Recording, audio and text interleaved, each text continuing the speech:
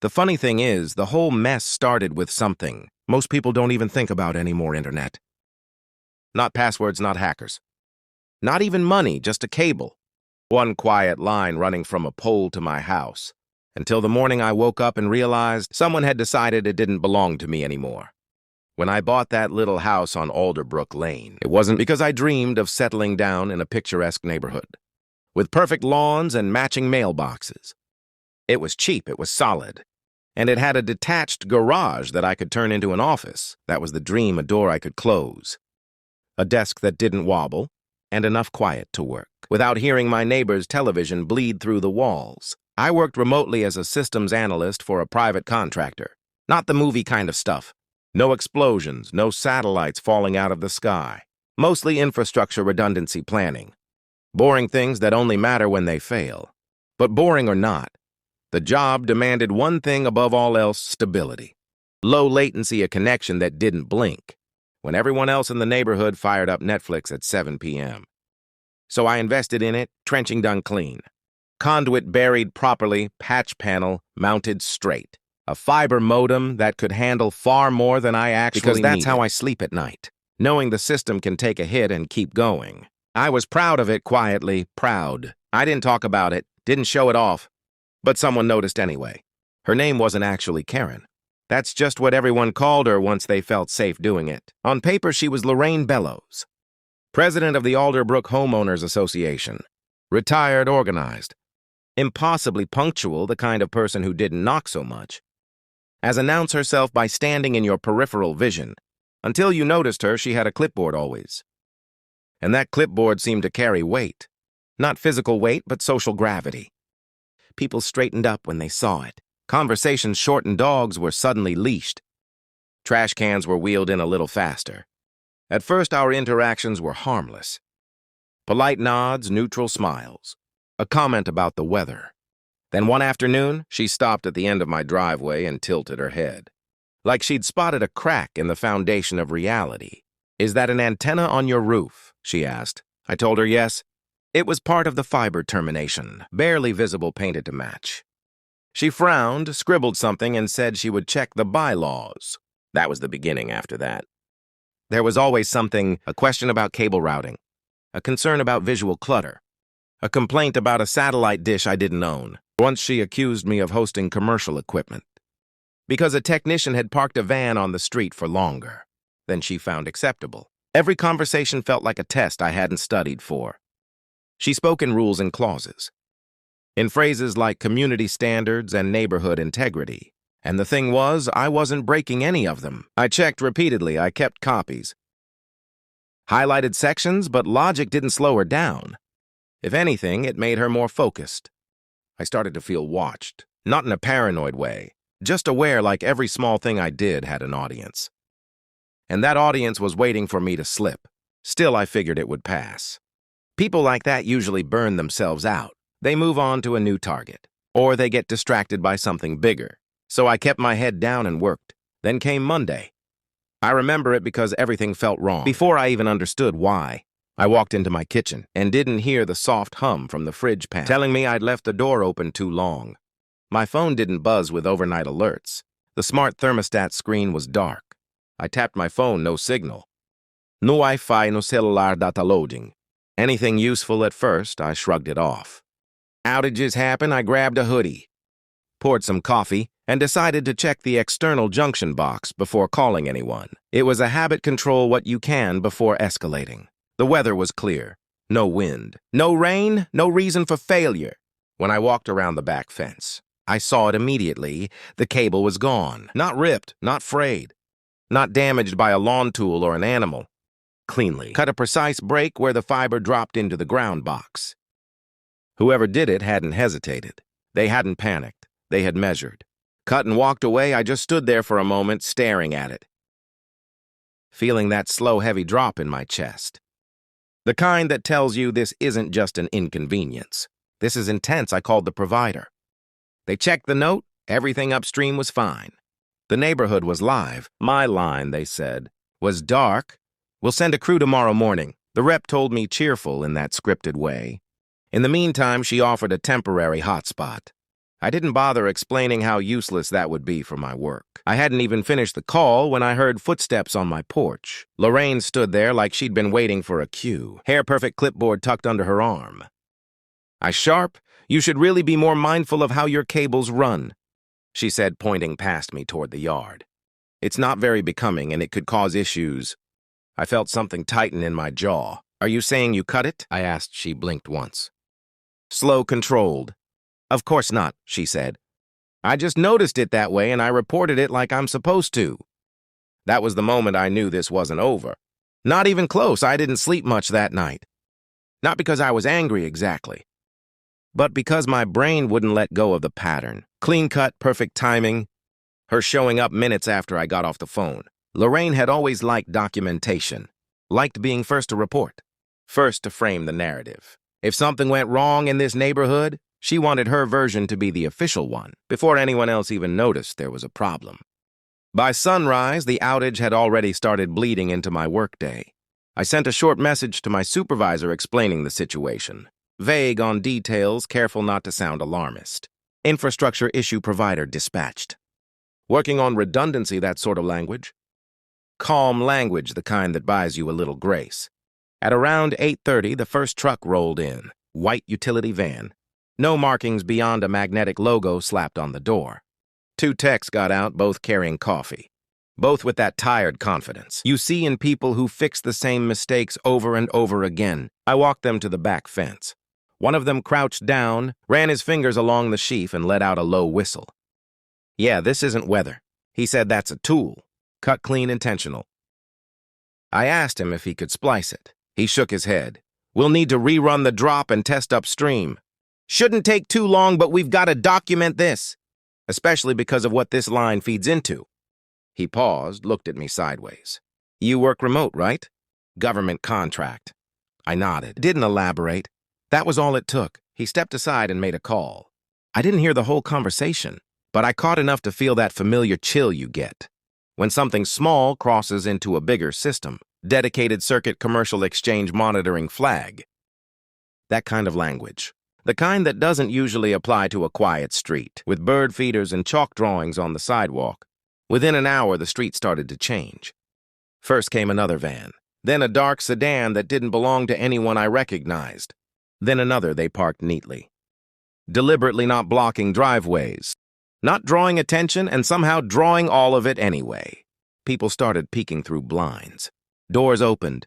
Someone across the street stopped mowing their lawn and just stood there, hands on hips, watching.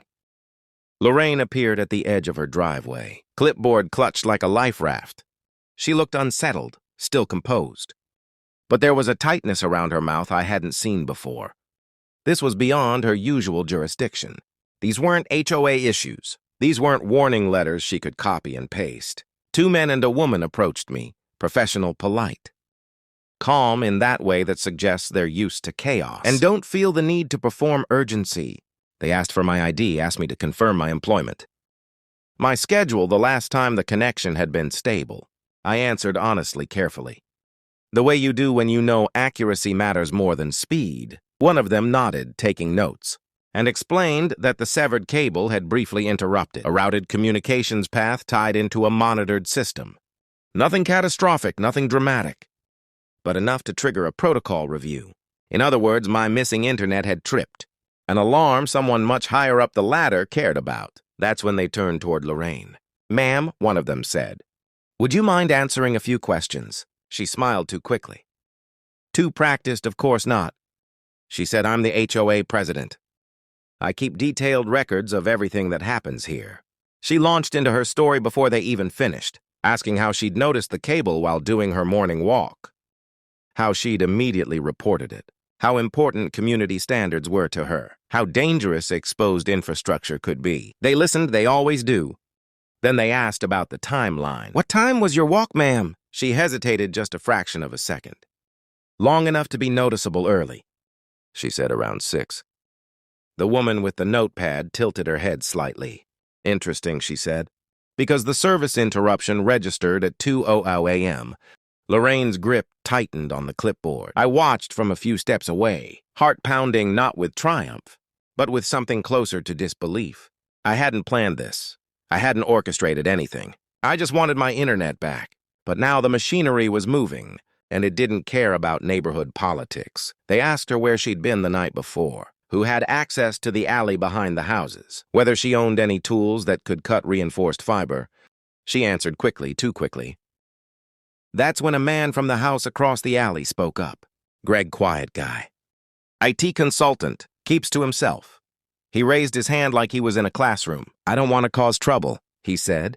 But my security camera might have something. Everyone turned. He pulled up footage on his phone. Grainy night vision timestamp clear as day. Do the IM. Lorraine unmistakable even in infrared. Pacing along the fence line, stopping. Bending down, standing back up. The street went silent. Lorraine's face drained of color. That clip changed everything. The agents didn't raise their voices. They didn't accuse. They just shifted gears. Asked Lorraine to step aside. Asked her for consent to review call logs. Asked for clarification on earlier statements. The clipboard slipped from her hand and clattered onto the concrete. By late morning, the repair crew had finished rerunning the line. Tests came back clean. My modem blinked to life. Steady and strong, the connection was restored faster than it had ever been. But the real damage had already been done. Statements were taken, evidence logged. The severed cable was bagged and tagged. Lorraine was escorted back to her house. Not in cuffs, not with spectacle, but with the unmistakable weight of consequence hanging over her shoulders. By noon, the HOA board convened an emergency meeting. No snacks, no pleasantries. Just facts laid out on folding tables, and a room full of people realizing they'd empowered the wrong person. For far too long, Lorraine didn't speak. She didn't need to. The footage spoke for her. The logs did. The silence from the agents said the rest. The vote was quick, unanimous. She was removed as president pending the outcome of the investigation. When I walked back into my house that afternoon, the place felt different, not safer, not triumphant, just quieter. Like a storm had passed without tearing anything down, but had rearranged everything all the same. I sat at my desk, watched packets flow across my monitor, and wondered how something so small had grown so large, and whether it was really over yet. The thing about consequences is that they don't arrive all at once. They seep in quietly. They rearrange the air before anyone notices. The furniture has moved by the time evening rolled around. The street had settled into something that almost looked like normal. Kids were back on scooters. Chalk dust smeared across the sidewalk, like nothing important had happened. Someone 2 houses down grilled burgers. A lawn sprinkler ticked rhythmically in the heat. If you hadn't been there that morning, you might have missed the significance entirely. But for the people who knew, everything felt slightly off, like a familiar song played in the wrong key. I sat in my garage office with the door open, listening to the low, steady hum of my equipment. That sound mattered to me more than I'd ever admitted, not just because it meant I could work, but because it meant the world was behaving the way it was supposed to. Cause and effect input and output systems responding predictably. Around sunset, I noticed her across the street. Lorraine stood at the edge of her driveway, arms crossed, staring at nothing in particular. No clipboard, no papers. Just her reduced to a silhouette against her own house. For the first time since I'd moved in, she looked unsure of where she belonged. I didn't plan to walk over. I really didn't. Every rational part of my brain told me to leave it alone. Let the process do what processes do. But there was something unfinished hanging between us. And I knew if I ignored it, it would follow me longer than I wanted. So I grabbed 2 coffees from my kitchen, crossed the street, and stopped a few feet away. I held one out. She looked at it like it might explode. I don't want anything from you. She said, that's fine. I said I just figured I'd offer. There was a long pause, the kind where you can hear your own breathing. Finally, she took it. They're making me out to be some kind of criminal, she said, staring into the cup. I was just enforcing the rules. I leaned against the hood of my car. Rules don't include cutting someone's property, I said. And they definitely don't include triggering a federal investigation. Her jaw tightened. You don't understand what it's like to keep order. She said, if you let one thing slide, everything slides, people stop caring. They stop listening? I almost laughed, but there was too much sadness wrapped up in it. You weren't keeping order. I said you were controlling people. There's a difference. She didn't argue. That was the most telling part. I thought about all the times she'd stood at the end of my driveway, All the warnings and violations that never quite stuck. It had never really been about cables or antennas. It was about power, about being the one who decided what was acceptable. And when she couldn't decide anymore, she cut the line instead. I left her there with the coffee and walked back to my house. That night I slept better than I had in weeks. The investigation moved slowly after that, quietly. No sirens, no dramatic arrests. Just paperwork and interviews and follow UPS. I was asked to provide logs showing how the outage affected my work. I sent them. I was told the case could end in fines. Restitution or charges if intent was formally established. Intent was the key word, it always is. Lorraine stopped attending neighborhood events. Her house went dark earlier than usual. When people passed her on the street, they nodded politely but didn't stop. The invisible authority she'd worn for years had evaporated. And without it, she didn't seem to know how to occupy space. The HOA elected an interim president, a soft-spoken woman named Denise, who started meetings by asking how people were doing and actually waiting for the answer. Violations dropped, conversations lengthened. The neighborhood exhaled a week later. Someone left a note in my mailbox. No name, just a single sentence. Some lines should never be crossed. I stood there for a while holding it, wondering who had written it. Maybe Greg, maybe Denise. Maybe someone who'd been afraid to speak up before. Or maybe it was just the neighborhood, collectively trying to make sense of what had happened. Because here's the thing, no one really talks about. Lorraine didn't wake up one day and decide to become the villain.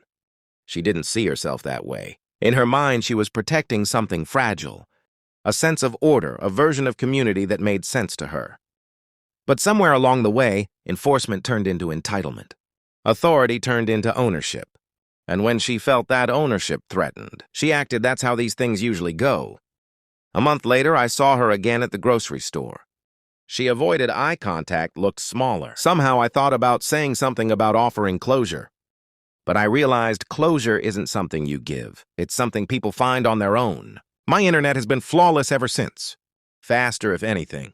The provider upgraded the line, added extra monitoring, flagged it as sensitive infrastructure.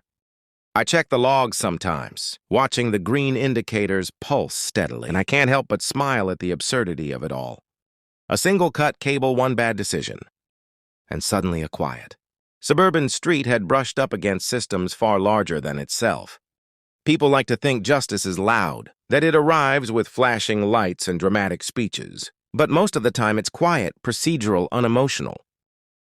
It shows up in timestamps and documentation and conversations that happen behind closed doors. And it doesn't care who you are in your own story. Sometimes I wonder what would have happened if Lorraine had just knocked on my door that night, if she'd said she was worried, if she'd asked instead of acted. Maybe none of this would have happened. Maybe we'd still be nodding politely across the driveway. But she didn't. She crossed a line that wasn't hers to cross. And the world responded in the only way it knows how, calmly, thoroughly, permanently. So I'll leave you with this. If you were in her place, would you have done the same thing? Convinced you were right if you were in mine? Would you have pushed back or let it slide to keep the peace? And where do you draw the line between rules that protect a community and power that slowly poisons it? Let me know what you think in the comments. I read everyone.